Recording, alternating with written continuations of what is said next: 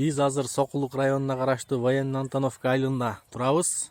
Мектептин аркасы. Ушул жерлер 2013-2014 жылдарда сатылган. Айдоо жерлерди эле 4 сотуктан бөлүп туруп, участок кылып сатып жиберишкен. Азыр мондай кылып столбаларды коюп коюшуптур, шагылдар төгүлүп атат. Бул жерлер качан чечилет, эмне болот азырынча белгисиз. Кандай жол менен чечсе болот ушуларды. Ушул жерден участок алган адамдар өтө эле көп.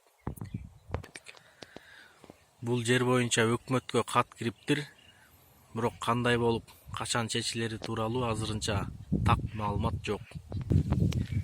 Мына өзүңүздөр көрүп тургандай, баш жагы бактарга барып такалат. А бул жагы болсо айдоо талаасы болуп кетет. Ушунун ортосунан сатылган да.